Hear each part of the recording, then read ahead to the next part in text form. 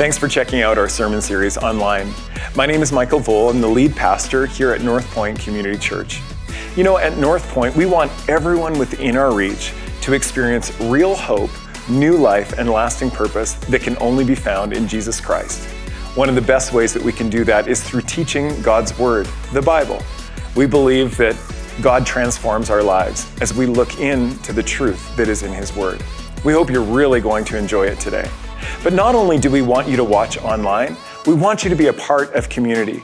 Would you consider joining us on a Sunday, 9:30 a.m., 11 a.m., or 12:30 p.m.? May the Lord bless you as you watch and be a blessing. Well, good afternoon, everyone. How you doing? Third service, are you alive or what? Awesome. Well, my name is Jeremy, and I'm one of the pastors on staff here. I'm so excited to bring the word this morning or this afternoon. If you're joining us on our live stream, I want to welcome you. I'm so glad you're here. I'm so glad that you've tuned in. And I believe that for everyone in this room and everyone watching online, that God has a work that He wants to do in our lives. That Jesus actually wants to meet us today and transform our lives and transform, by extension through us, the lives around us. If we would just open up our heart to Him, and we sang it earlier, I open up my heart to you, and that we would open up our hearts to Jesus and allow Him to move in our lives. I believe that He wants to work and do some incredible things among us. So today we're talking about love, and apparently I'm the love pastor. I didn't know that till today.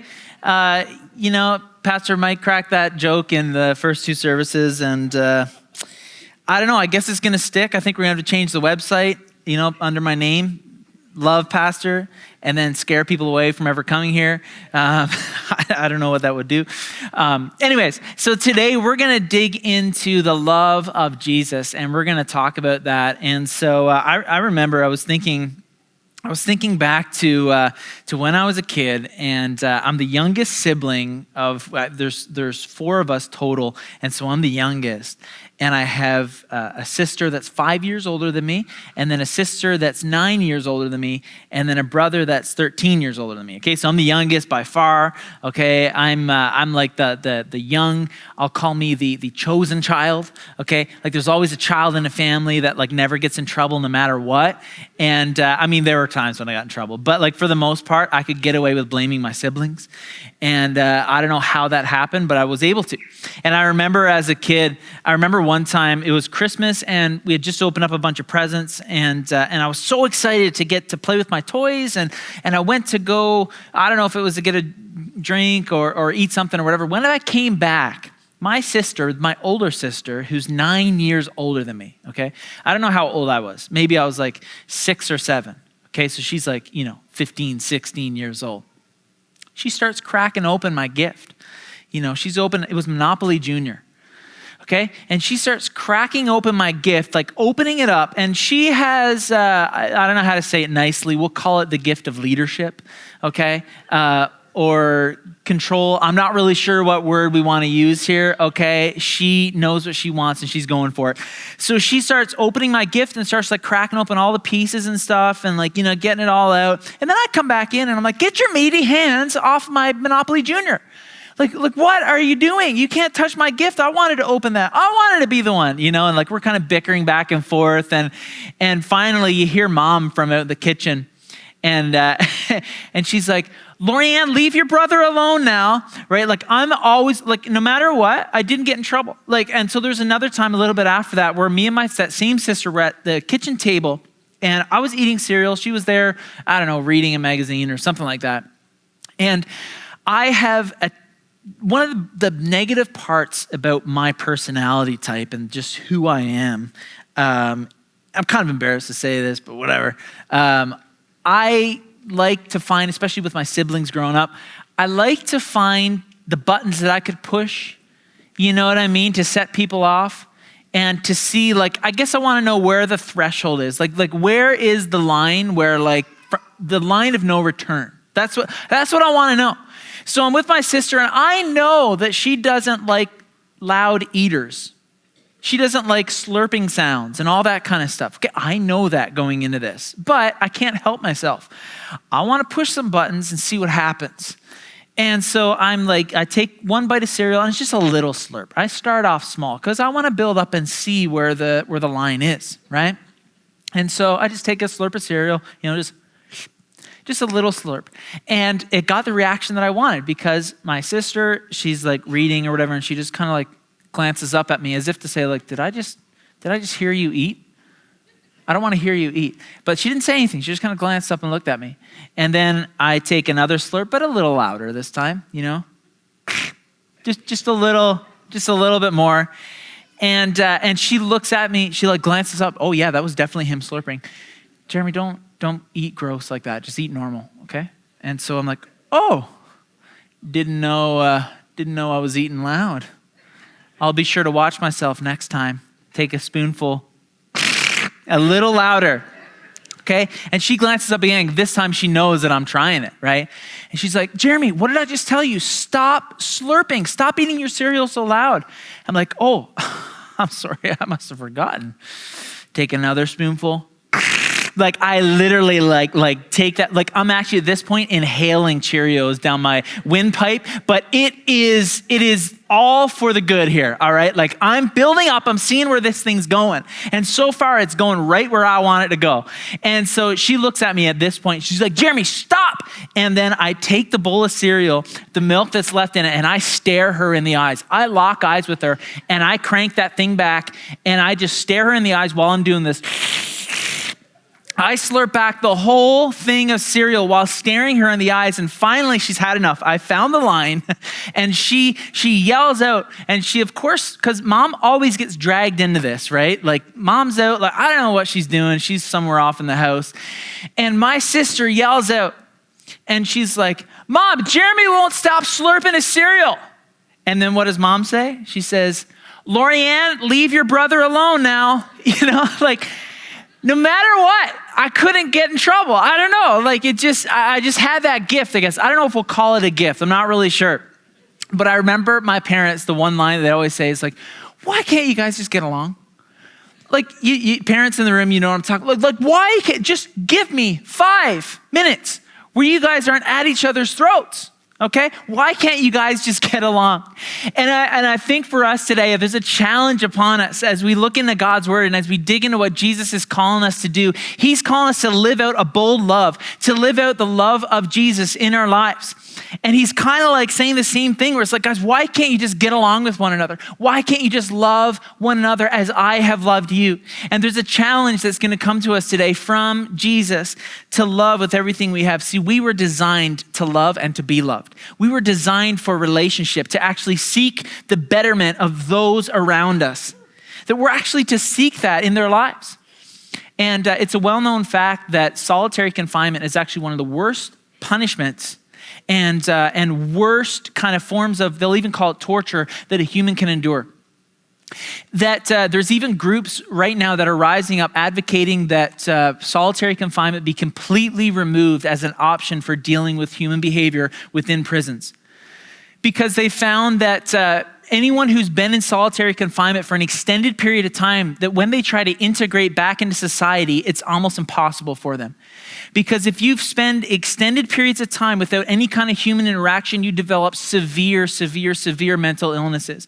You develop severe forms of anxiety, agoraphobia, heart palpitations, stress levels. Like there's things that happen in your life that you can't actually integrate very well back into normal human society. And so there are groups that are saying, hey, like it's actually so inhumane to do this to people. And so they're trying to rise up and to remove that or get it removed from prison, from forms of dealing with human behavior within prisons. And there's actually an experiment done back in the 13th century by Frederick II, who's an emperor at the time. And he did this crazy experiment. It was really, really weird. But in fact, it was very inhumane. If you listen to me now, he takes 50 kids, 50 babies. As soon as they're born, as soon as the parents give birth, they're given to these midwives, and these midwives are instructed to nurse them and to not say one word to them, to not utter anything to them, not one word, just nurse them. That's it. Give them food and clothing and warmth and all that kind of stuff, but don't say one word. His experiment, it was an experiment to try and find out what's the natural language that a human will, if they weren't spoken to at all, what language will they speak? And so what happened was they didn't even find the answer to that because all 50 babies died. They all died because they were deprived of one of the most natural things that we crave in life, and that's relationship, that's love. It's to love and to be loved. That's what we crave so much. And so to be deprived of human contact and human relationship and interaction, either as a baby or as an adult within a prison context, to be deprived of human relationship goes against the very core need that we have as humans, as individuals, that we crave relationship. We crave to love and to be loved. But the only problem is that we have a natural inclination, a natural gravitation within us to gravitate towards ourselves and not the people around us. And so Jesus flips the script for us and gives us this insane challenge that's almost in some ways impossible. But Jesus calls us to love like he loved in John 13, 34 to 35. John is a book written by John. He was a disciple of Jesus, and he walked closely with Jesus, and he wrote this beautiful book that we call John, found in our New Testament. And it really points to the divinity of Jesus, that he was fully God, fully man, and that the power of Jesus and the love that he has, and that we're to actually allow that love to invade our lives, and then from there, invade the lives of those around us. So this is what John says in John 13, 34 to 35. He's quoting Jesus. Jesus, just before he gets arrested and gets crucified, meeting with his disciples, and he says, "So now, I'm giving you a new commandment. Love each other. Just as I have loved you, you should love each other. Your love for one another will prove to the world that you are my disciples." The first thing that Jesus is calling us to do here is to love. Number one is to love. We are called to love the people that are around us. And the word love here, it's not just like a one-time act where like we can just, do our good deed for the day, feel good about it, check it off the list, and then, I'm good. I did my one act of love. I'm feeling great. It's actually, it carries with it a connotation of continuance, that there's actually this idea that it's a lifestyle. It's actually a part of my, every fiber of my being is associated with this. That I'm all in on this, that I'm actually loving in every area of my life. So number one, we're to love. We are to love. The second one is that we're to love like love. We're to love like Jesus. See, Jesus, when he came to this earth, he was the full embodiment of love. Jesus was the perfect example to us of what it means to love. And so we're to actually take the example of Christ, and we are to love like love. Jesus has called us to live a different life than the world is kind of pushing us to live. See, the world would say that everything is about me and everything serves me to lift me and prop me up. But Jesus has this contrast. Jesus contrasted, and even when he's speaking to the people of the day, to his disciples, and as we work through this, he was speaking to a context that was very much understanding of a contractual type of love. What I mean by that is they were very understanding about a love that was kind of like, if you love me, I'll love you back, Like if you're nice to me, I'll be nice to you, but the moment you cross me, look out, because I'll come back at you with twice the force. Like that's kind of the mentality in a lot of ways of the day. And so Jesus comes on the scene and he says things like, hey, if someone slaps you on the cheek, don't just slap them back twice as hard. Turn to the other cheek and let them slap you on the other cheek. Now, is Jesus saying here that we're to endure all kinds of abuse from other people and all that stuff? That's not what Jesus' intent here. Jesus is actually trying to speak in this kind of extreme context to push people away from this whole idea of seeking revenge.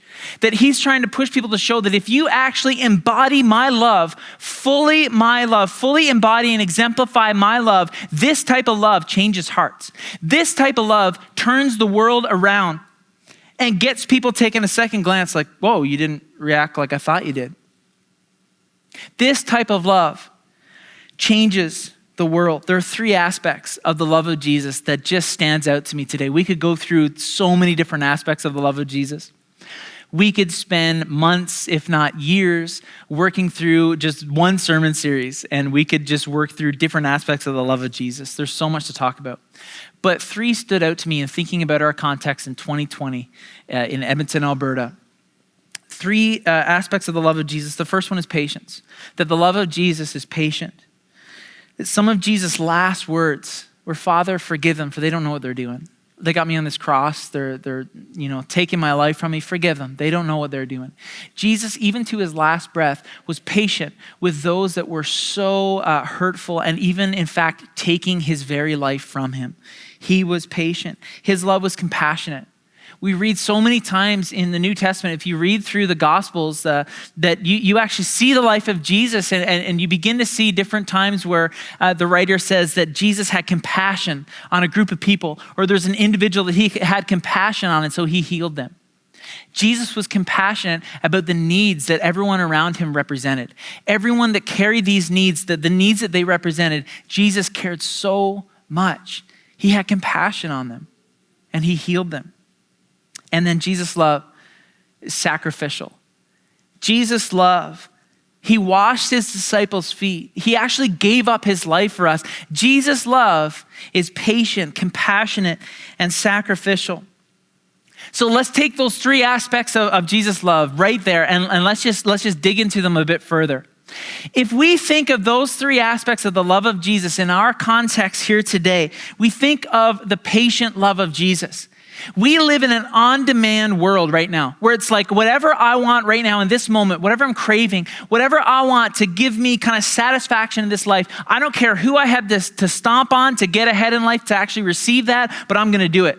Or I'm going to only have the people surrounding me right now that are going to prop me up and better my life. And anyone else that does it and is kind of negative in my life, I'm going to cut you out. That's what our world says. Do what makes you happy. The love of Jesus is a patient love that even those that are hard to deal with, that we're to actually walk through the trenches with them. See, we actually love a version in our world. We love a version that's an express love.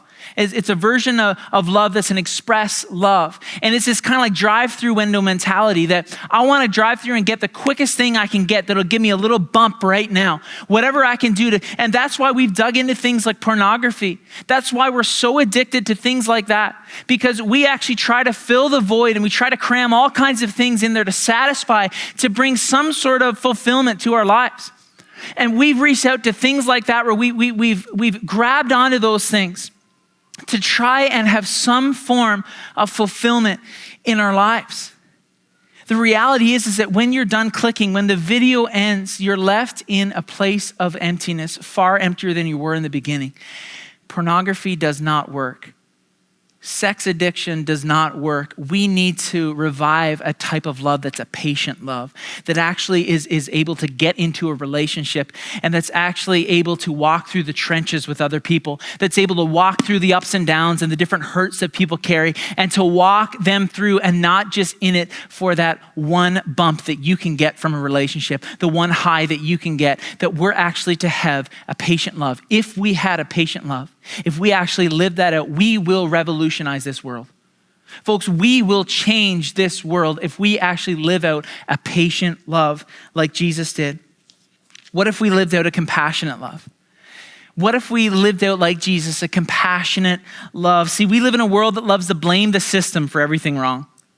Right? It's like everything wrong. It's a system's fault. If we could just get the right government in, if we could get the right political party, running the show, then finally we'll be living in some sort of type of utopia that will give us finally a hope to the madness that we've been walking in. I want to tell you today that we're not going to find the utopia we're looking for within a political party. If you want to live in a true utopia, I challenge you today to live out the compassionate love of Jesus. Because when you begin to do that, you begin to care for the needs of people around you. You begin to not blame the system, but you begin to take ownership and realize that God wants to use you to transform the world around you. That he wants to use you to heal the hurting, to bandage the broken, and to love the unlovable. Jesus is calling us to have a compassionate love like he has. A compassionate love like he has. And lastly, a sacrificial love. What if we had a sacrificial love like Jesus? What if we lived in a world that wasn't so consumed about self? What if we lived in a world that wasn't so consumed about what I want in this moment and putting me at the center of the equation?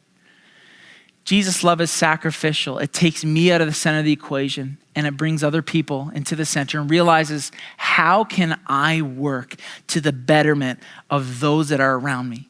How can I invest my one and only life that I've been given by God to actually better the lives of the people that are surrounding me? Guys, if we actually grab onto these three aspects of the love of Jesus alone and we start to live this out, Edmonton will not know what hit them. Edmonton will not know what hit them, because this type of love is unheard of in our world.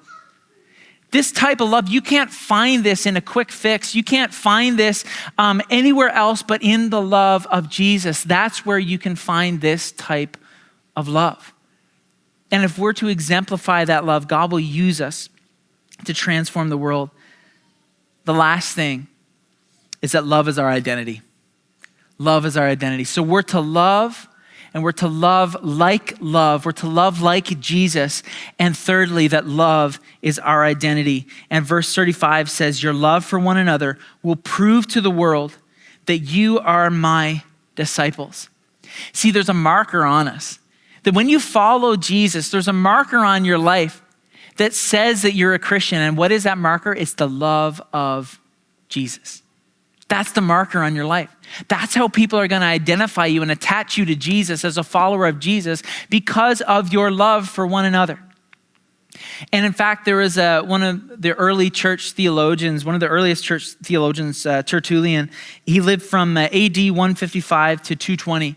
And he wrote just acknowledging kind of how the world was viewing Christianity at the time, and Christians who were, some of them being killed for their faith. And the world is kind of like, these Christians are crazy. Like, they're giving up their lives. They're giving up their lives for this Jesus guy. I don't understand.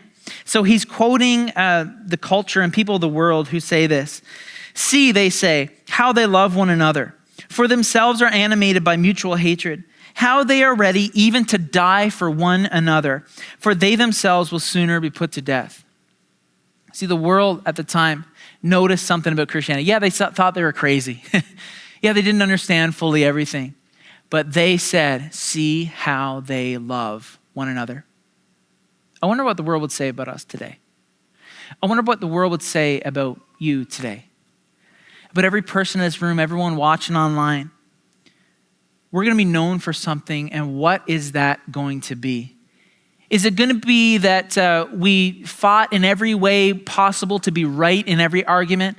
That we were arguing, cutting people down just so we could prop up ourselves and look good? Is it that we would cut, lie, and steal and cheat to get ahead in life? Or what is it that we're actually going to be known for in this life? Jesus is calling us to something higher. Jesus is calling us to love.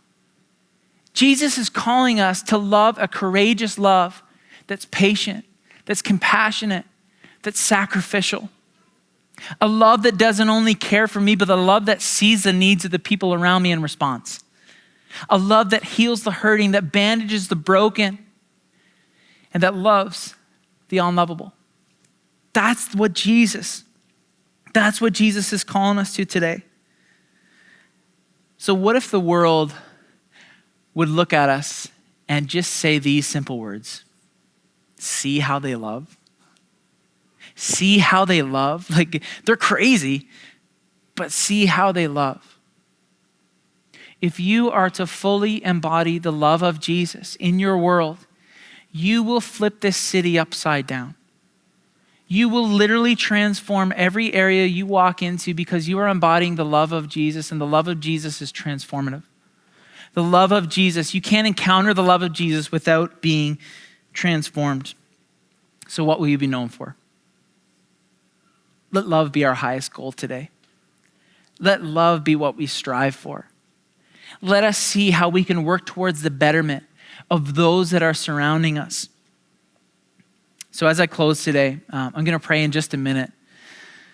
But some of you, maybe today as you're listening to this, you're like, man, I don't think I'm going to be able to fully embody the love of Jesus and love out like Jesus did, because I've just gone through so much in my life. I've been abused, and I've gone through some just crazy situations of abuse and people really bringing hurt and terror to my life.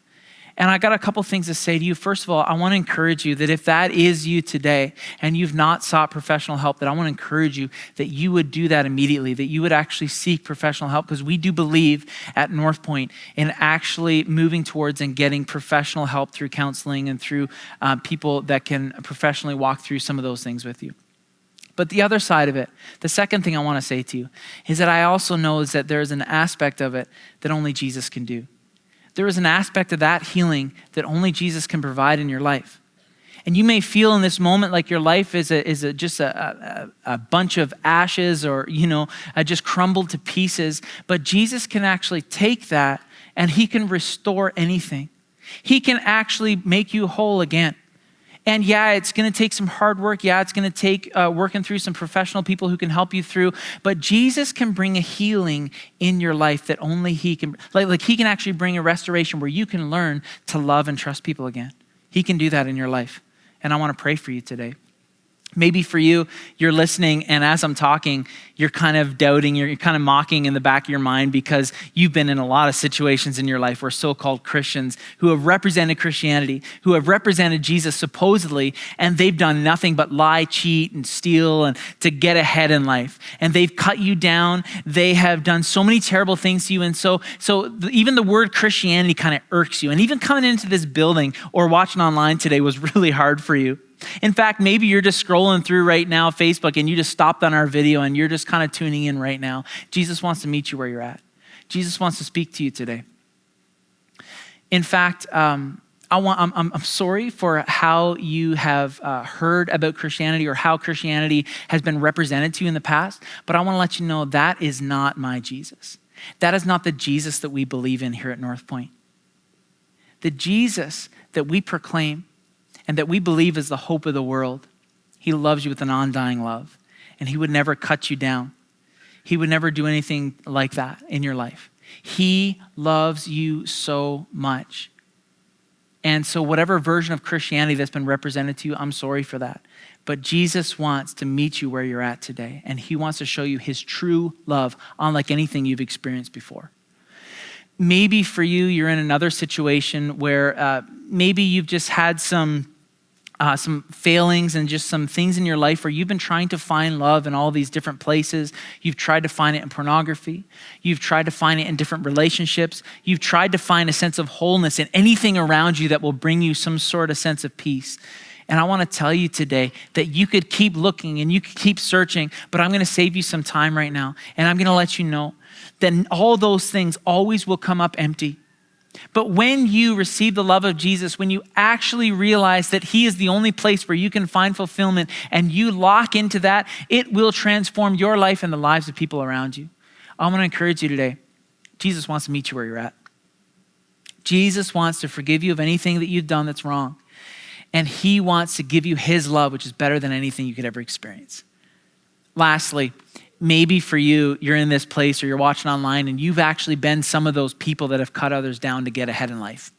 Maybe you've been some of those people that I've mentioned earlier that you would do anything to get ahead in life, and you have cut people down, you've gossiped about people, you've stirred up dissension, you've done all these different things because you're trying to prop yourself up to look good in life and at the expense of other people around you.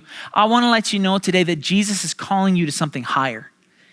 That Jesus doesn't want to just leave us where we're at. Like he actually wants to carve out the things in our life that are unhealthy. And it's going to hurt, but he wants to actually remove those things from our life so that we can actually exemplify his love fully in this life.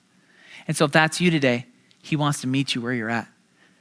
He wants to make you whole. He wants to call you to something higher. So I don't know what situation you represent here today, but what I do know is that Jesus wants to meet you. If you're in this building, if you're watching online, Jesus wants to meet you where you're at right now as I pray. And as I do that, I'm going to pray that he brings the healing in your life, that he actually restores anything that's broken, and that he actually sets you up to not only receive his love, but then to take his love and show it to the world around you. Do you bow your heads for me as I pray for you? If you're in this place or you're watching online and you you want to, in this moment right now, give your life to Jesus, for the first time, that you want to surrender your life, you want to receive this love for the first time, I want to pray for you. And if you would just raise your hand, and that way I can know who I'm praying for. Awesome. Yeah. Fantastic. Thanks for the hands. I'm going to pray for you. And as I start this first part of the prayer, I just ask that you would kind of repeat after me in your heart to Jesus. Jesus, I surrender my life to you. In this moment, I know that I've tried different places to find fulfillment in life. I've tried different places to fit in and to be loved and to love others, but nothing has really worked out for me. And so right now, I'm turning to you. Jesus, I surrender my life to you, and I want to follow you with everything I have. Help me. Pour out your love in my life right now. Help me to understand what it means to follow you. And as I do, allow your love to flow through me to the people that are around me. And Jesus, I pray for the rest of my friends that are watching or with us here. God bless them. Pour out your spirit in their life. Would you allow them to encounter your love for real today? That you would bring a healing in their life that is unlike anything they've ever experienced. That it's a healing from on high. That it's a healing straight from you, Jesus. That you would restore the brokenness. That you would meet people where they're at right now and allow them to receive your love, maybe even for the first time. Jesus, help us to exemplify your love with everything we have. In Jesus' name, amen.